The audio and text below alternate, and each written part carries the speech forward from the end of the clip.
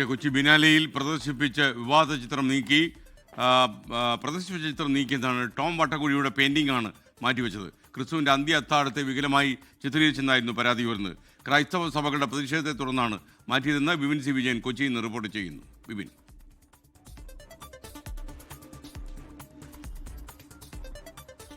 SKN Kochi മുസ്ലിസ് ബിനാലെയിൽ നിന്ന് ആ വിവാദ ചിത്രം മാറ്റിയിരിക്കുന്നു. അതിപ്പോൾ ഈ മുസ്ലിസ് ബിനാലെയുടെ ഫൗണ്ടേഷൻ തന്നെയാണ് ഈ വിവരം പുറത്തേക്ക് വിട്ടിരിക്കുന്നത്. ഇടം എന്നുള്ള സ്ഥലത്ത് പ്രദർശിപ്പിച്ചിട്ടുള്ള ചിത്രമാണ്, ടോം വട്ടക്കുഴിയുടെ ചിത്രമാണ് ഇപ്പോൾ പിൻവലിച്ചിരിക്കുന്നത്. അത് ഒരു യേശുക്രിസ്തുവിൻ്റെ അന്ത്യ അത്താഴത്തെ വികലമായി ചിത്രീകരിച്ചിരിക്കുന്നു എന്നുള്ള പരാതി വ്യാപകമായി തന്നെ ഉയർന്നിരുന്നു. അതിൽ പ്രധാനമായും സീറോ മലബാർ സഭ പറഞ്ഞിരുന്നത് ഈ യേശുക്രിസ്തുവിൻ്റെ അന്ത്യ അത്താഴത്തിൻ്റെ ഈ ഒരു ആവിഷ്കാര സ്വാതന്ത്ര്യത്തിന്റെ പേരിൽ അപമാനിക്കുന്നു എന്നുള്ളതായിരുന്നു പ്രധാനമായും ഒരു കുറ്റപ്പെടുത്തലുണ്ടായത്.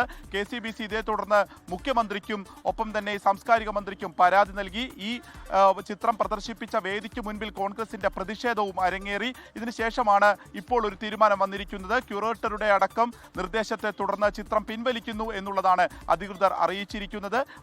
ഈ ഒരു പൊതുവികാരവും ഒപ്പം തന്നെ പൊതുനന്മയും കണക്കിലെടുത്തുകൊണ്ട് ചിത്രം പിൻവലിക്കുന്നു എന്നുള്ളതാണ്. എന്നാൽ ഇത് ഒരു നാടകത്തിന് വേണ്ടി വരച്ച ഒരു ഇലിസ്ട്രേഷൻ മാത്രമാണ് എന്നും മറ്റുള്ള തരത്തിൽ അതിനെ വ്യാഖ്യാനിക്കുന്നത് ഖേദകരം എന്നുള്ളതുമായിരുന്നു അന്ന് ഈ ചിത്രകാരനായിട്ടുള്ള ടോം വട്ടക്കുഴി അന്ന് പ്രതികരിച്ചിരുന്നത്.